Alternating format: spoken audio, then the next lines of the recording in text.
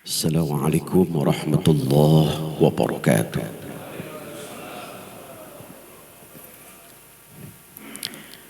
Bismillah walhamdulillah wa la ilaha illallah la hawla wa la quwwata illa billah. Ashhadu an la ilaha illallah wahdahu la syarika lah. Wa ashhadu anna Muhammadan abduhu wa rasuluh la nabiyya ba'dah. Wa nusalli wa nusallim ala sayyidina Muhammadin ibni Abdillah amma ba'du. A'udzu billahi minasy syaithanir rajim. Bismillahirrahmanirrahim. Innallaha yuhibbut tawwabina wa yuhibbul mutatahhirin. Bapak dan Ibu yang berbahagia, alhamdulillah pada subuh ini oleh Allah masih diberikan kesehatan, panjang umur, dan mudah-mudahan subuh ini kita mendapat keberkahan dari Allah Subhanahu wa taala. Amin ya rabbal alamin. Alhamdulillah kita masih semangat untuk menuntut ilmu. Ada sebuah ungkapan yang indah, menuntut ilmu adalah takwa. Jadi kalau kita semangat menuntut ilmu berarti tanda takwa. Menyampaikan ilmu adalah ibadah. Menuntut ilmu adalah takwa. Menyampaikan ilmu adalah ibadah. Mengulang-ulang ilmu adalah zikir.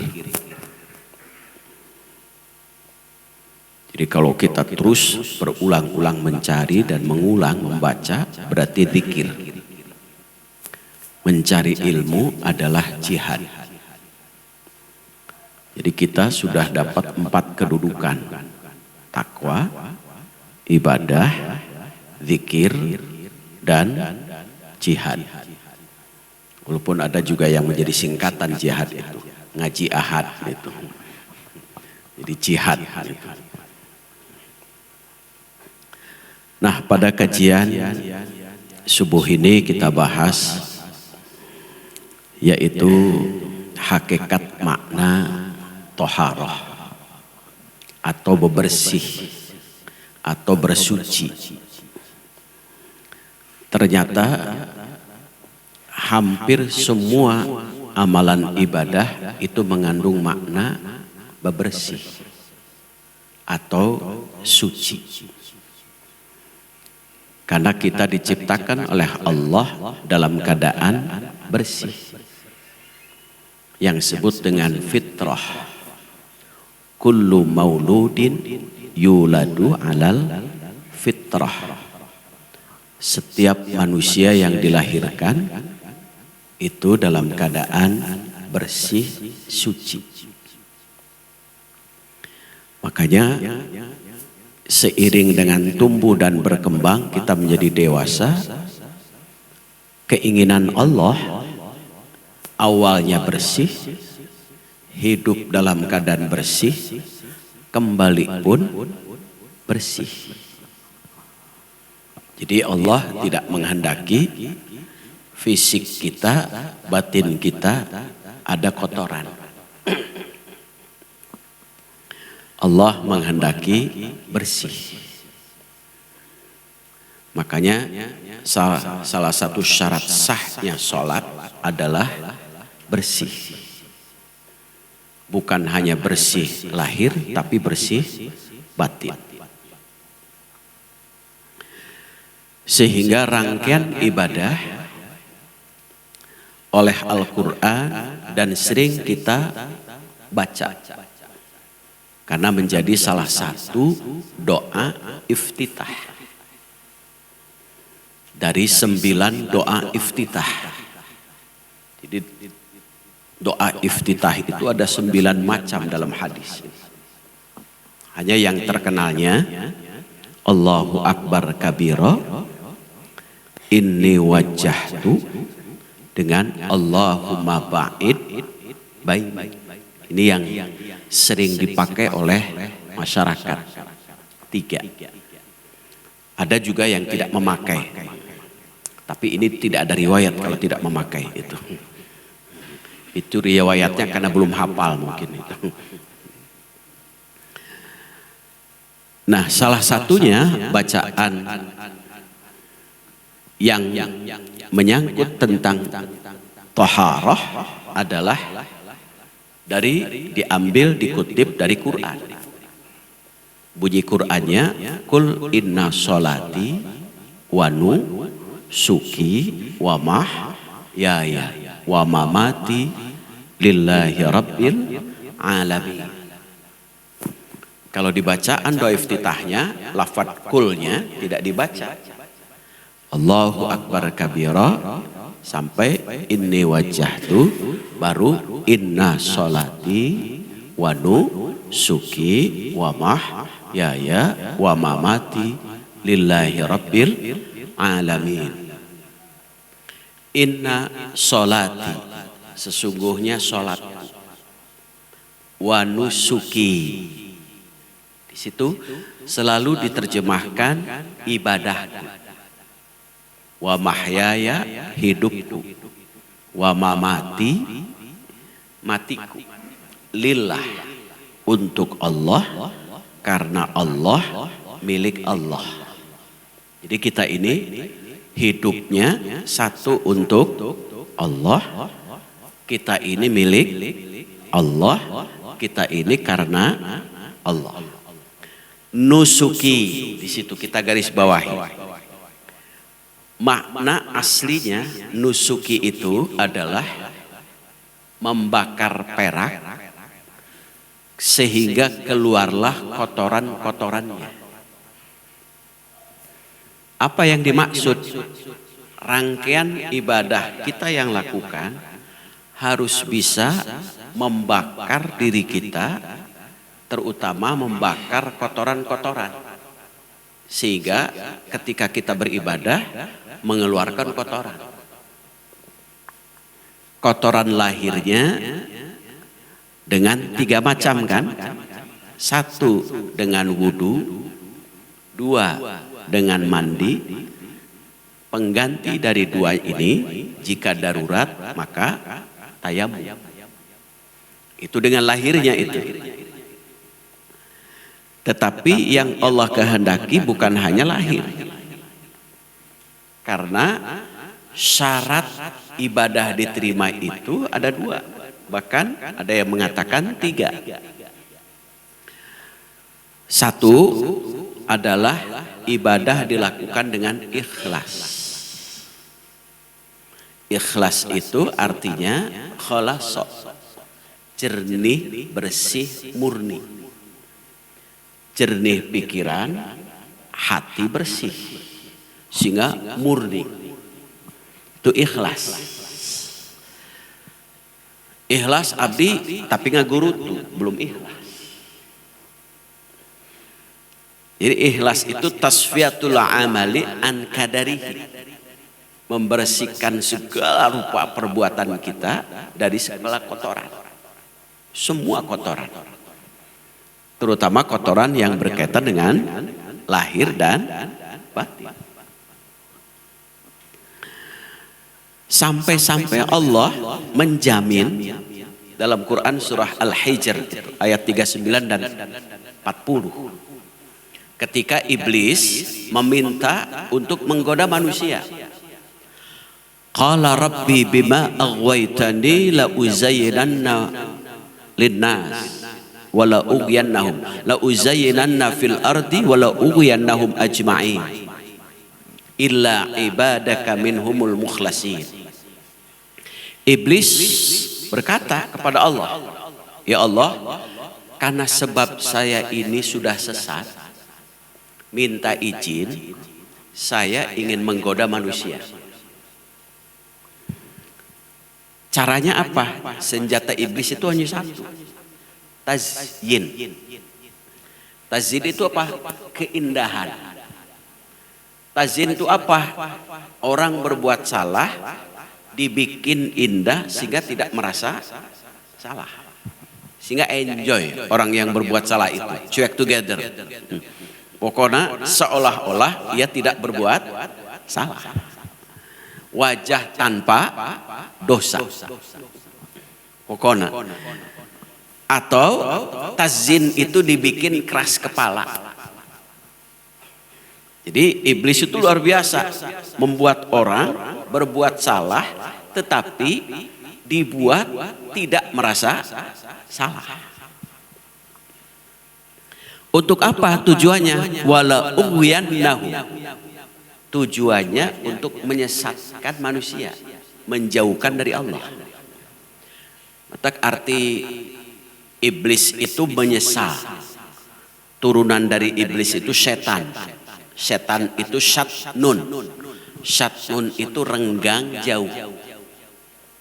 Jadi setiap orang atau makhluk yang renggang jauh dari Allah disebut syatnun atau setan. Itu. Jadi cara iblis atau setan membuat kita jauh dari Allah itu satu adalah dengan was-was. Was-was itu apa?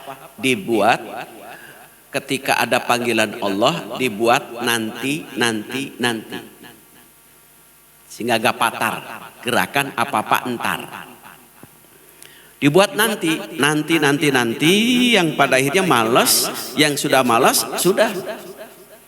Kalau sudah malas, bukan hanya terlambat, tapi ditinggalkan. Itu hebatnya iblis itu. Senjatanya was-was. Dibuat oleh iblis, setan, setiap perintah supaya dilakukannya nanti. Bahasa orang mah engke. Bahasa barudak mah entar. Ken heula. Bahasa orang sekedap deui. Sekedap deui tapi bukan sekedap. Bahkan beberapa jam dibuat itu. Senjata iblis itu untuk menjauhkan dari Allah. Yang kedua, senjata iblis itu tazyin. Tazyin itu apa? Merasa tidak bersalah. Salah tapi tidak merasa salah. Itu kan sudah keras kepala itu. Padahal setiap nadom yang sering kita dengar, ilahi lasturil firdaw si ahla wala aqwa ala naril jahim. Ya Allah, Tuhan, saya ini bukan ahli surga. Tetapi kalau dimasukkan ke neraka, saya juga tidak kuat. Jadi kan kebingungan manusia. Bukan ahli surga, tapi kalau ke neraka tidak kuat. Kahoyongna naon? Nya hoyongna mah ka surga, kan gitu. Kahoyongna itu. Nah, jadi dibuat tazyin, tidak merasa salah. Yang ketiga, takhwif, ditakut-takuti. Ketika kita mampu ditakut-takuti miskin, dibuatlah oleh iblis pelit, koret, merek hese, cap, jahe, keket, mengkene. Sehingga ada kencel yang lewat, pasang strategi, ngadadak tibra. Itu. Kencel yang lewat, buntah, sieun ku kenceleng teh. Pokona. Itu cara iblis itu, luar biasa. Itu. Kemudian dibuatlah serakah. Itu dibuat gitu. Cara iblis untuk menjauhkannya. Kemudian yang keempat apa? Cara iblis untuk menjauhkan kita dari Allah. Yaitu saddud. Dihalang-halangi. Penghalangnya yang paling berat itu min syarril waswasil khannas. Penghalangnya itu adalah malas. Makanya kunci kita sukses dunia dan akhirat itu hanya dua. kata Imam Ibnu Athaillah itu. Satu, jangan malas. Yang kedua, jangan bosan. Penyakit itu malas, bosan. Coba baca Quran. Apa penyakitnya? Malas. Setelah baca, bosan terlalu banyak. Tapi anehnya kalau buka WA, nggak bosan-bosan itu. Nggak malas-malas. Kenapa semangat terus itu ya? Jadi kalau baca Quran, buka Quran, penyakitnya malas, bosan. Buka WA, IG, TikTok, malas, semangat terus. Nah itulah hebatnya iblis itu. Saddun, hanya dengan satu senjata, malas, bosan, dibuatlah manusia jauh renggang dari Allah. Apalagi senjata iblis yang menjauhkan manusia dari Allah. Adawah, sedang rukun, damai, harmonis, dibuatlah permusuhan. Makanya min syarri hasidin idza hasad. Permusuhan itu awalnya berawal dari iri, dengki. Quran surah Al-Baqarah ayat 213. Allah jelaskan. Kana nasu ummatan wahidah. Asal manusia itu kita ini bersatu dalam satu tauhid. Bersatu baru saudara. Asal kita ini. Keluar dari rahim. Rahim itu berarti membawa kasih sayang. Sehingga manusia, setiap manusia kecenderungannya ingin hidup rahim. Kasih sayang, sehingga ada rukun, ada damai, ada tenang. Setiap manusia. Kemudian faba'asallahu nabiyina mubasyirina wa mungdirin. Untuk supaya manusia tetap bersatu, bersaudara, Allah utus para nabi. Mubasyirin, diberi petunjuk. Bagi orang yang beriman, bersatu bersaudara, kabar gembira. Karena selalu ada yang memberi nasihat. Mungdirin, bagi orang yang melanggar, peringatan. Jadi mencari celah untuk bermusuhan. Wa anzala ma'humul kitab. Allah pun membekali kitab kepada para nabi. Sehingga disampaikanlah oleh Rasulullah kalau kita, yaitu kitab Al-Quran, untuk menjaga persatuan, perdamaian, persaudaraan. Itu supaya kita tetap rukun damai. Wa makhtalafa fihi illal ladzina utuhu min ba'di ma ja'atuhumul bayyinah. Awalnya kita bersatu, diutus para nabi, dibekali kitab. Dalam Quran tidak ada lagi persoalan, harusnya tidak ada lagi perselisihan. Apalagi kitab itu oleh Rasulullah dijelaskan melalui hadis. Tidak ada lagi permusuhan. Tetapi kenapa kitab Al-Quran ada, para nabi ada, permusuhan pun masih tetap ada? Sebab utamanya baghyam bainahum. Ternyata bukan karena beda fikih, bukan karena beda tafsir, bukan karena beda hadis, bukan karena berbeda pendapat, tetapi karena dalam hatinya ada iri, dengki, benci. Ini yang menyebabkan itu bukan karena perbedaan. Kalau perbedaan itu justru tambah rukun harusnya. Beda hadis. Kalau penasaran, hadisnya beda, ini hadis, beda. Ditemukan. Bisa jadi hadisnya beda, tetapi ternyata kedudukan hadisnya sama. Boleh diamalkan dua-duanya.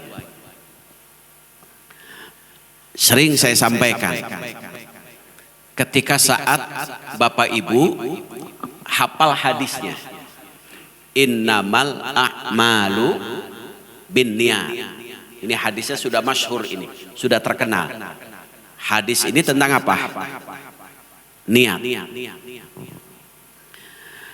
Hadisnya sama, lafadznya sama. Ditarik ke Al-Quran, wa ma umiru illa liya'budullaha mukhlisina lahuddin. Tapi pada saat praktek niat berbeda. Apa perbedaannya? Ada yang mengatakan niat dalam hati, sehingga tidak dilafadzkan, ya kan? Pada saat wudu langsung, pada saat sholat Allahu Akbar. Kenapa? Karena memahami hadis itu, niat itu ada dalam hati. Yang kedua, ada yang mengatakan niat itu dalam hati, tetapi hati harus dibantu oleh lisan, sehingga niat harus dilafadzkan. Maka lahirlah kalimat nawaitu, lahirlah kalimat usolli. Orang ketika akan wudu, nawaitul wudu'a li raf'il hadasi. Itu kan? Ketika akan sholat, usolli fardal maghribi, sholli fardal subahi, dan seterusnya. Berbeda. Hadisnya sama, ayatnya sama. Tetapi ketika praktek beda. Yang menyebabkan perbedaan itu memahami terhadap lafaz hadis. Tapi kenapa hadisnya sama, ayatnya sama, pemahaman yang berbeda? Pasea. Bukan karena beda pemahaman. Kata Quran, baghyam bainahum. Dalam hatinya ada iri, dengki, benci. Pokoknya mual damai kalau kamu belum ikut pendapat saya. Mual damai kalau kamu belum ikut pada saya. Itu penyakit tughyan. Jadi awalnya baghyan, iri, dengki. Dari iri, dengki, perbedaan pendapat itu iblis memasukkan penyakit tughyan. Apa itu tughyan? Merasa diri kita pendapatnya paling benar, merasa diri kita pendapatnya paling pinter. Itu pokoknya merasa diri kita pang pinterna, pang benerna, pokoknya segala pangna. Di situ mulai benih-benih perdamaian dirusak. Kerukunan dirusak. Oleh apa? Dalam hati ternyata. Itu penyakitnya. Padahal hadisnya sama, pemahaman yang berbeda. Kos nah apa saya? Hati. Diskusi. Silih tegang pasea. Musyawarah. Musyawarah itu artinya adalah lapang dada. Sehingga syarat musyawarah itu niatnya bersih, hatinya bersih, tekadnya bersih. Maka hasil dari musyawarah madu. Madu itu manis. Ini hasil musyawarah kalah kapasea. Ketika musyawarah silakan Bapak Ibu beda pendapat. Silakan.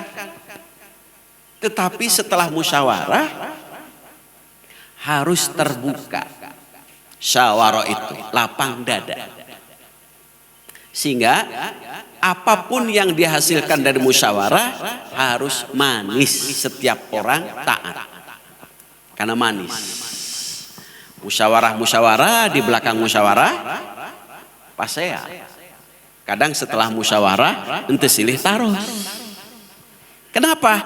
Hati yang jadi masalah, bukan karena beda pendapatnya. Itu kalau beda pendapat silahkan, apalagi beda pendapatan itu.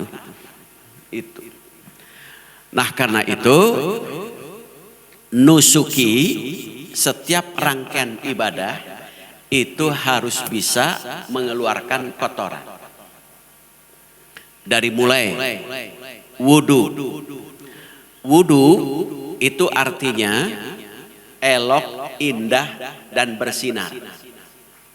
Setiap orang yang berwudu berarti perilakunya menampakkan kebaikan sehingga terlihat selalu elok dan indah. Elok, indah, dan selalu bersinar. Itu wudu. Sekarang mandi, junub. Junub itu karena punya hadas besar. Junub menurut pengertian adalah asing, jauh. Berarti orang yang junub adalah orang yang jauh dari Allah.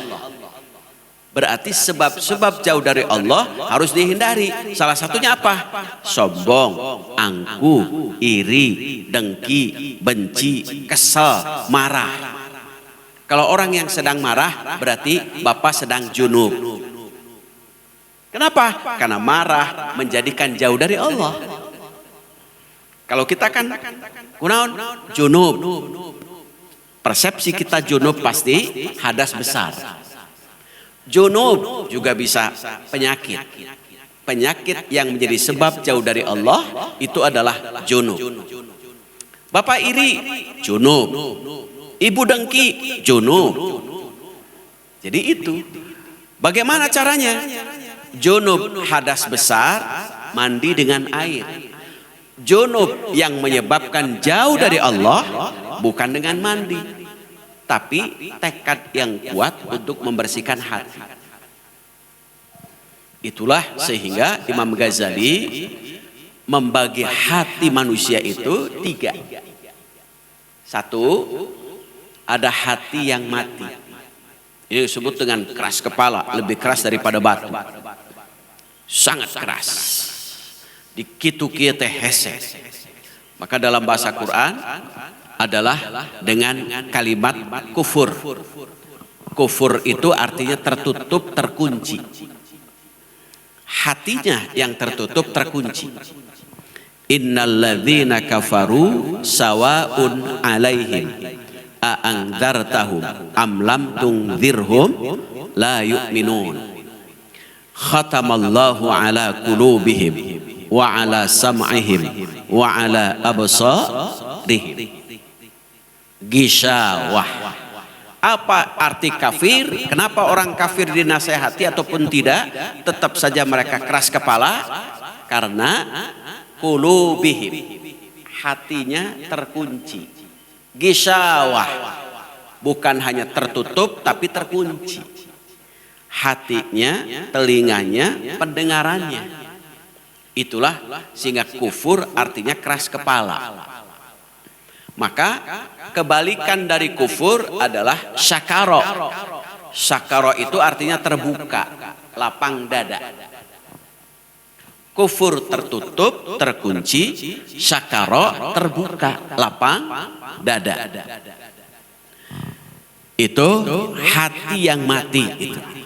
Kenapa? Bisa jadi hati mati itu tidak pernah disirami. Salah satunya dengan zikir. Zikir itu Bapak Ibu maknanya menyebut, mengingat. Kalau hanya mulut, subhanallah, subhanallah, subhanallah, hanya mulut, tapi tidak mengingat, itu bukan zikir, tapi wirid. Jadi perbedaan zikir dengan wirid. Kalau wirid hanya di sini. La ilaha illallah, la ilaha illallah. Kalau zikir menyebut dengan ini, mengingat dengan akal, kemudian apa yang terlintas dalam pikiran masuk ke dalam hati, dipantulkan menjadi perbuatan. Itulah arti zikir. Jadi zikir itu perpaduan. Satu, ini perbuatan. Itu arti zikir. Maka orang yang zikir pasti perilakunya baik. Tapi zikir-zikir perilaku kurang baik, berarti baru wirid. Belum zikir. Contoh kalimat subhanallah. yang sering kita sebut dalam setiap ba'da sholat. Allah disebut maha suci, subhanallah. Kenapa Allah disebut suci? Sabbaha, karena renggang jauh dari kotoran. Berarti orang yang mengucap kalimat dzikir tasbih perilakunya renggang jauh dari kotoran. Zikir turun dari masjid, naon sia goblok maneh. Padahal sudah subhanallah dikotori lagi. Berarti baru wirid, belum zikir. Karena orang yang zikir pasti ia jauh renggang dari kotoran.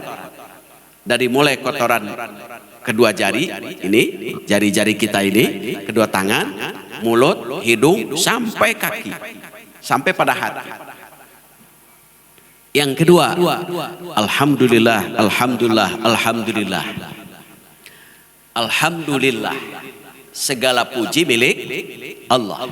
Sehingga ketika makhluk dipuji, maka jawabannya apa? Sami'a Allahu liman hamidah. Allah yang maha mendengar bagi orang yang memuji. Kenapa? Pujian itu pantasnya bukan milik makhluk, tapi milik Allah. Sehingga ikhlas. Apa ikhlas itu? Orang yang ikhlas tandanya dipuji tidak bangga diri, dicaci maki tidak sakit hati. Itu ikhlas. Maka kalau ujian ikhlas itu sederhana. Pulang dari sini Bapak Ibu disuruh dimarahi. Sok mah carakan Bapak. Upamitos disisilan, Bapak tidak kecewa, tidak sakit hati, sudah mulai tingkatan ikhlas tertinggi itu. Sok carakan Mama. Kalau sudah tidak sakit hati ketika dimarahi berarti sudah ikhlas. Sok puji Mama, tidak bangga diri berarti sudah ikhlas. Dipuji bangga, dicaci maki sakit hati berarti masih belum ikhlas. Itulah makna alhamdulillah. Jadi zikirnya itu bukan hanya alhamdulillah, alhamdulillah, alhamdulillah.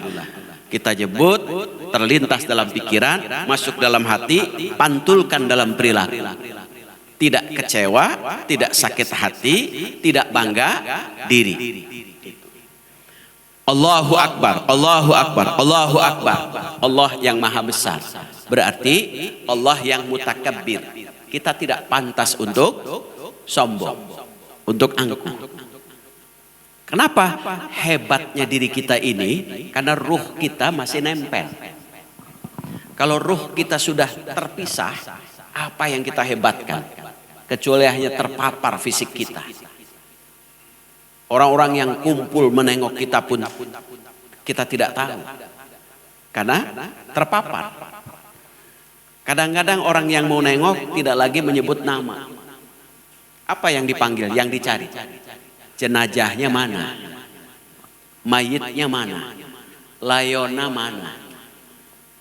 Sugan Pak Ustadzna mana? Tara. Sebutan Ustadz itu ketika masih hidup. Dupi Pak Ustadzna ayah. Ketika Ustadz sudah wafat, jenazahnya mana? Hilang nama Ustadz. Ya kan? Hilang itu. Apalagi gelar, nama saja hilang. Makanya Luqman Al-Hakim pernah memberikan nasihat. Dalam diri kita ini ada 3 unsur. 1, sepertiga untuk Allah, sepertiga untuk kita, sepertiga untuk cacing. Sepertiga untuk Allah apa? Ruh kita.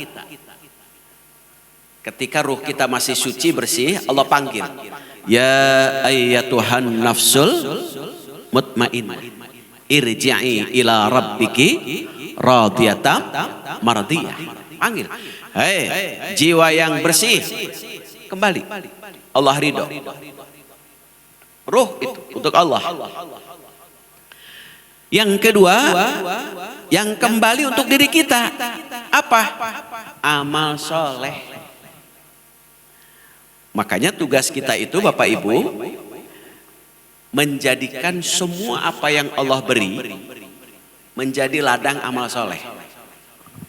Qurannya sering Bapak Ibu baca itu. Surah Al-Kahfi ayat 46. Al-malu wal banuna zinatul hayatid dunya wal baqiyatus salihatu khairun inda rabbika thawaba wa khairun amala. Harta, anak, simbolnya itu. Pokoknya kita terjemahkan semua apa yang kita miliki, zinatul hayatid dunya, itu adalah perhiasan dunia, keindahan dunia. Untuk ngagaya di dunia apa yang kita miliki. Tetapi kata Allah, ulah saukur kanggo ngagaya wungkul. Kenapa? Jangan sekedar hanya untuk perhiasan, gegayaan. Wal baqiyatus salihatu. Apa yang Bapak Ibu miliki, sisakan, abadikan untuk ladang amal soleh. Harta, apalagi kalau sudah mencapai nisab 85 juta, misalkan kalau dihitung 4,25 20 dinar, 4,25 dikali 20 dinar sama dengan 85 gram emas. Kalau emas diestimasi 1 juta berarti 85 juta.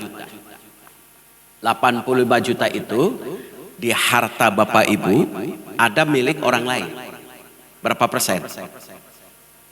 2,5%. Itu kan godaan.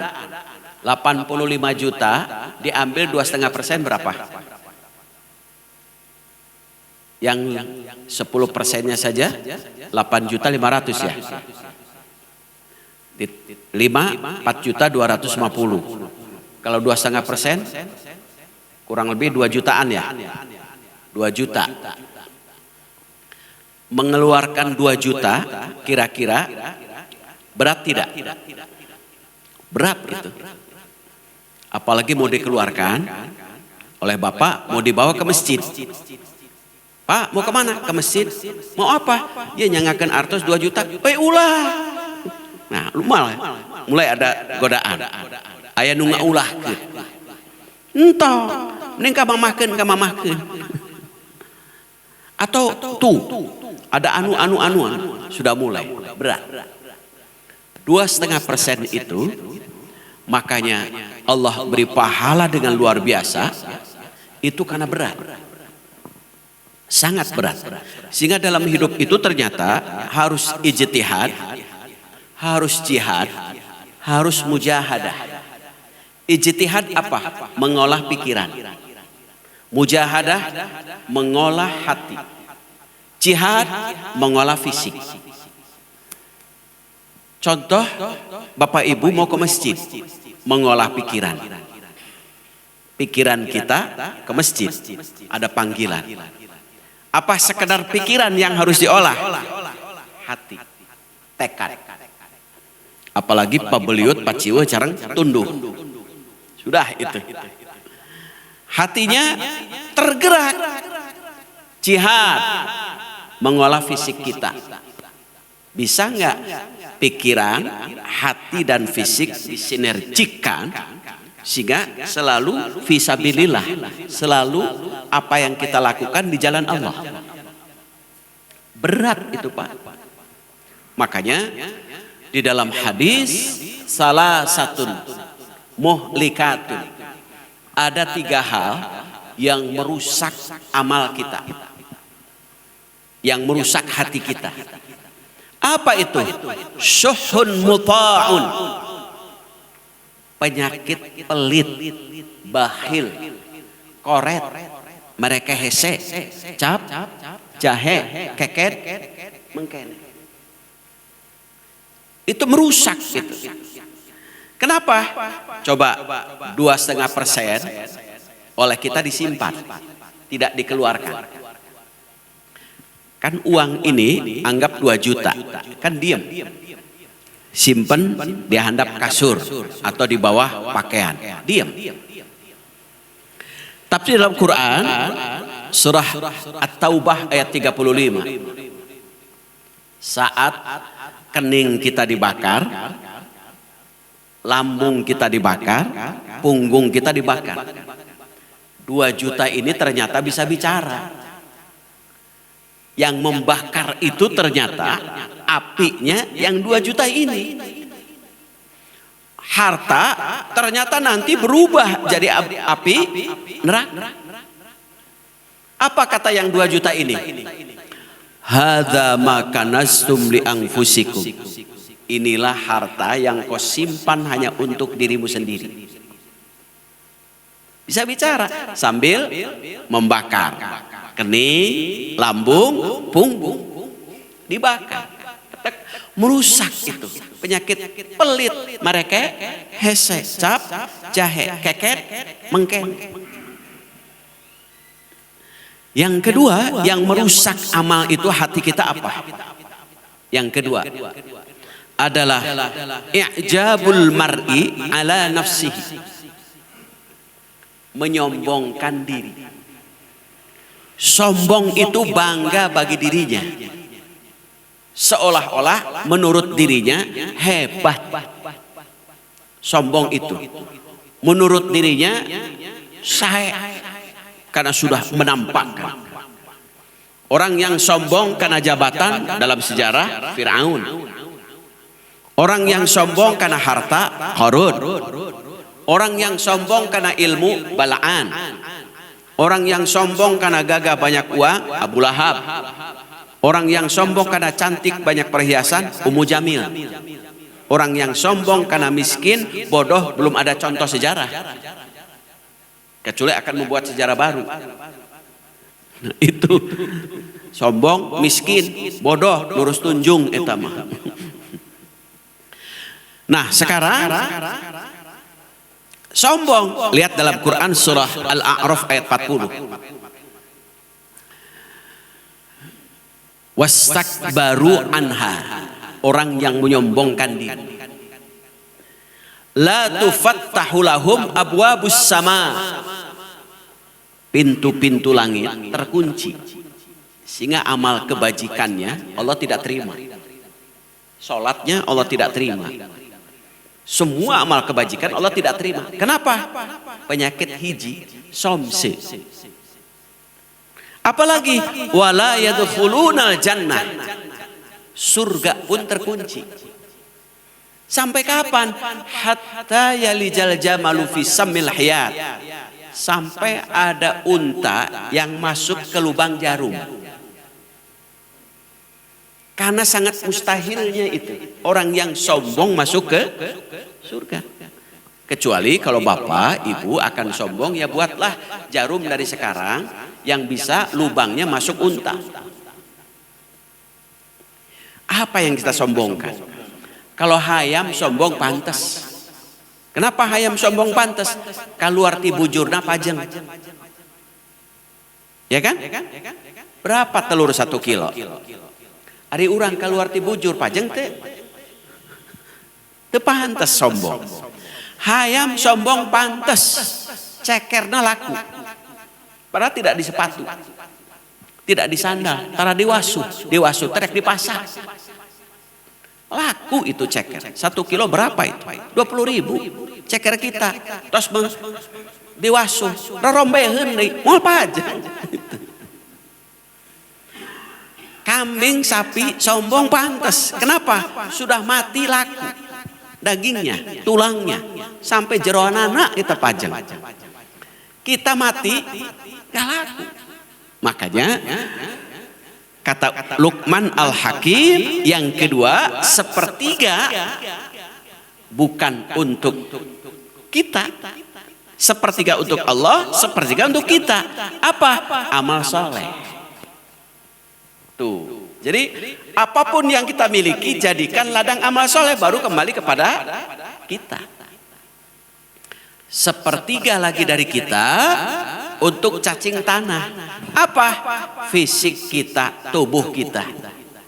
Jadi tubuh Bapak Ibu yang dihebatkan, gagah, cantik, dipoles, ku bedak, pedikur, manikur, divisel, satu saat jadi makanan cacing tanah. Ketika sudah diletakkan di kuburan, tutup, cacing pengumuman, bro, yuk kita buat ram. Kebetulan ada yang ngirim brownies ini, browniesnya besar deh. Apa? Fisik kita jadi makanan cacing tanah. Apa yang kita sombongkan? Hanya satu yang kembali ke kita. Apa yang kita miliki menjadi ladang, sarana, media untuk dijadikan amal saleh. Itu yang kembali ke kita itu. Makanya wal baqiyatus salihatu khairun indaka rabbika sawaba. Jadikan sebagai berlimpah pahala. Sawaban itu apa yang kita miliki harus berlimpah pahala. Amala apa? Amala itu adalah cita-cita kita, bukan hanya bahagia dunia tetapi bahagia di akhirat. Makanya kunci amal soleh itu bukan hanya kita berbuat baik, supaya amal soleh diterima kita iringi dengan bersih batin, bersih hati. Karena salah satu syarat ibadah diterima itu ikhlas. Ikhlas itu bersih pikiran, bersih hati, bukan hanya bersih lahir. Kalau lahir, alhamdulillah, wudu, mandi, tayamum kita sudah lakukan. Tinggal pekerjaan kita adalah bersih hati, supaya apa yang kita lakukan itu senantiasa Allah terima. Allah sudah wanti-wanti dalam Quran surah Al-Baqarah ayat 263. Ya ayyuhalladzina amanu la tubtilu shadaqatikum bil manni wal adza. Hai orang-orang yang beriman, janganlah kamu hilangkan amal kebajikanmu bil manni wal adza. Manni itu nyebut-nyebut karena riya. Berarti berangkatnya dari sombong. Wal adza menyakiti orang. Maka sombong, riya, iri, dengki buang. Yang kedua, jangan pernah untuk menyakiti orang lain. Baik itu menyakiti dengan tutur kata kita atau dengan fisik kita. Sehingga tercipta kedamaian. Itu yang saya sampaikan pada subuh ini. Ada yang belum jelas? Alhamdulillah. Mudah-mudahan kita senantiasa bukan hanya bersih lahir tapi juga bersih batin kita. Itulah makna toharoh yang sangat dalam itu. Kalau toharoh bersih lahir, wudu, mandi, tayamum sudah sering kita lakukan. Tinggal kita berjuang, berusaha untuk mengolah pikiran kita supaya jernih, mengolah hati kita supaya bersih, mengolah fisik kita supaya semangat berbuat dan menyebarkan kebaikan. Itu sakitu duka hatur. Kalau tidak ada yang itu eces musadayana, alhamdulillah. Mudah-mudahan kita sehat, panjang umur dan senantiasa diiringi dengan keberkahan. Kita tutup sama-sama pengajian ini dengan membaca doa kifaratul majlis. Subhanaka Allahumma wa bihamdika asyhadu an la ilaha illa anta astaghfiruka wa atubu ilaik. Assalamualaikum warahmatullahi wabarakatuh.